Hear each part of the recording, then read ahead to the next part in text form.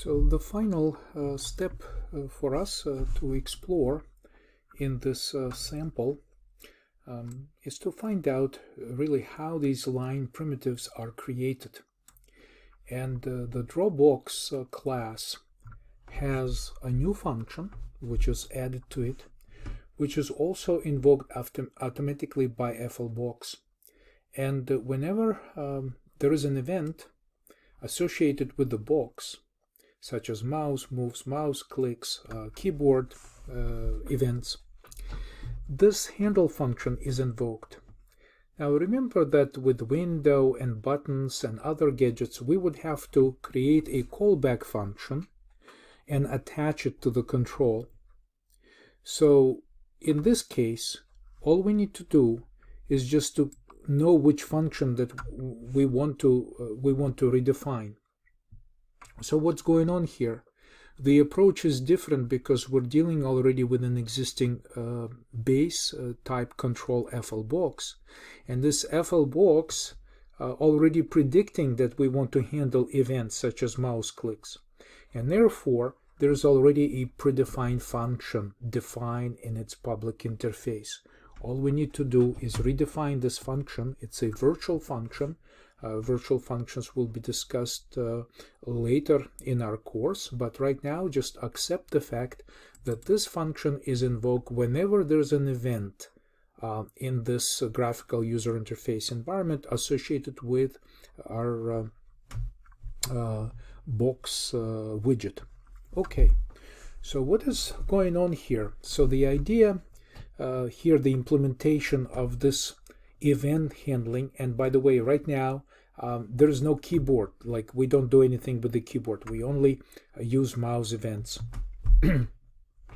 So what we do here is we'd like to capture the event when the mouse is pressed down. Okay, so that's step number one. Mouse is pressed down. Then we want to detect whether or not the mouse is dragged. Like right now, I just let it go and nothing happened. So we just stayed where we are. But if I press down one more time, step number one, and step number two, we detect this, that the mouse is dragged. It's a special type of event. We create the line, the primitive line object, and make it already draw itself on the screen. Then when the mouse button is released, of course, this line goes to the collection of the rest of the lines and adds itself to be part of the overall custom drawing. Right? So these are the three steps: mouse down, then dragging, and then mouse released. So we need to act accordingly in all of these three possibilities. So here we go. We have an event. An event has a code. So I will discuss some of these things a little bit later on. Just right now, just want to make a quick overview of this set of events that we are trying to handle. Push. This is mouse button click. And as I told you, the drawbox has two integers in its memory, where it just remembers where exactly this click, this push button, mouse push button took place. All right. So first of all, the button can have, the mouse can have more than one button.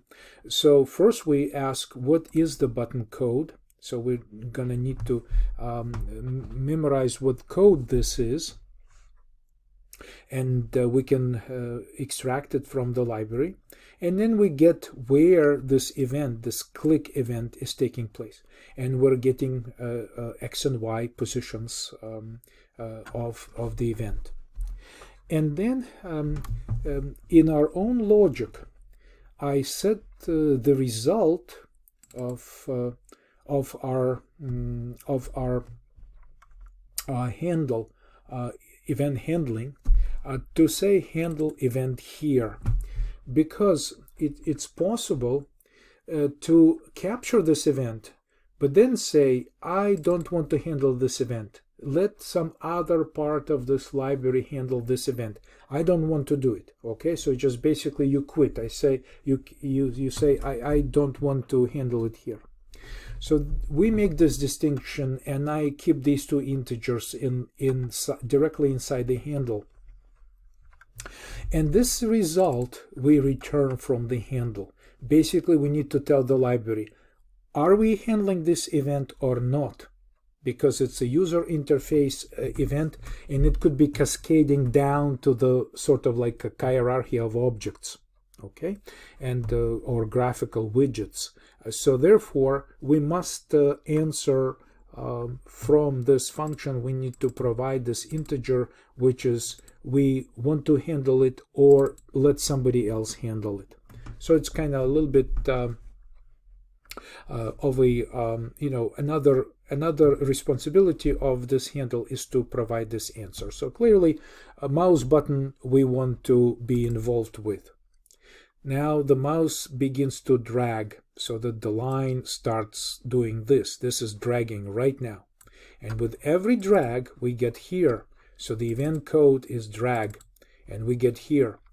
And again, we retrieve the coordinates, okay? We retrieve the coordinates of x and y. And we then decide whether the push coordinate is still an illegal coordinate. And basically, if you recall that initially both of these coordinates were initialized with this constant, which is just -1, but I gave it a name. And I realized that if we're here, and this is the very first drag event, you can see that if I click down and start dragging it, there are lots of events happening right now. We're just bombarding this code with events. And on the very first drag, very first notification to this function, we push back primitive line. Basically, we add on the very first detection of the drag, we say, oh, we must have the object because the line should be now becoming visible, and we need to be able to have the object. So we create it by simply pushing down this line primitive. We create it and instantly push it into the container of primitives, container of these line segments. And then we immediately reset the push coordinates to illegal coordinate again. So as soon as we created the object, now we know that we can dispose of these, because remember, they are initialized with an actual event coordinates only on the first push down of the button. Then beyond this point, only this is now happening. This is no longer happening because the mouse is already down. This is not gonna happen again. So now, as soon as possible, this is reset back to illegal coordinate. Just like forget this. We're done with this part of the logic. On the other hand, if coordinate is equal to illegal coordinate, it means that we keep dragging. The subsequent drags are happening. And look, we make sure that the vector actually has something in it, just to make sure that we're in sync with the reality and that this did take place, so that the size of a vector of primitives at least is not 0. And we go to the very bottom of this primitive vector. We use this like size -1, the same as the back function, but I use this axis. And remember this update x2, y2. So the second coordinate of the line primitive is being updated constantly. Okay, so it's constantly being updated. And by the way, immediately we tell the system, the library who calls this function for us, that we definitely want to handle it here, plus we want to be able to redraw the box. Okay, so we essentially, because we want this effect of movement dynamic movement when we drag. We want to quick instant redraw of the box, and this is what makes the mouse following or segment following the mouse happening here. So we're still dragging the mouse, and the next stage in the events that we'd like to be able to handle is the release. And here we just say there's really not much else left to do. I mean, we assume that the line already got updated with where it wants to be during the drag events when the mouse moving around the screen. And on the release of the button, we're just making sure that this happens. And because we never started dragging, but the down took place, right? We took the mouse down event, and we changed these things. Now, if instantly we just release the mouse again, we say, let's not do anything. Let's just bring them back to the state where we just say, okay, these are not the coordinates that we're interested in. And finally, these changes in the border color during mouse movements are handled by special set of events, just also for the demonstration, called enter and leave. Basically, the system also notifies us anytime the mouse is entering this control or widget and exiting. And I just simply hard-coded this to red and blue, and I thought it was kind of interesting to demonstrate how we can capture the mouse entering and exiting our box, basically alerting the user that they could do something else inside the box. So this is an overview of this event handler. So essentially, again, for brand new widgets such as buttons, we have to create a callback, and we have to attach that callback to some button. In case of an existing widget like FLBox, FLBox already has a placeholder for this custom functionality, and it's called handle. So all sorts of events, this switch statement could grow more and more and more and more. We could add like a keyboard, down, up, and all other things. Okay, and we also, and so recall that we and by the way, the initial result we get from our base class FLBox with this same event. We pass it there, and we say this should be the result. And if we enter our kind of game with the mouse and we decide to handle it here, we change it. Okay, so we only change this result only in cases where we want to handle this event here, and we simply return this result from this function, this handle function. Okay, so you can find out more on official Fulltick library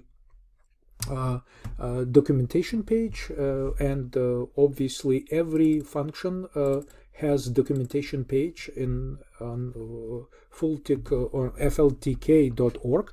Okay, so you can just browse the documentation, and if you need to learn more about these things, you can just use an online documentation for your convenience. So this is it for our laboratory. This is again yet another self-learning laboratory, so there is no file, we don't have any files to submit. Just make sure that you practice, and perhaps you can even try to tweak the code. Because I predict that this is just the initial stage for a little bit more exercises with this custom drawing. Once again, before exiting laboratory or pretty much almost any project that I'm working on, I like to close all of these tabs, and I'd like to say clean. Okay, but apparently I would have to first exit running this application, and then go build clean solution, and then file close solution. And now it's okay to go here to the to our project directory and remove the subdirectories created by Visual Studio to hold all of these fancy prompts and the results, the intermediate results of the build. So I'm going to press Shift Delete and delete these two items, and this project is now ready to be shelved as all of the previous labs.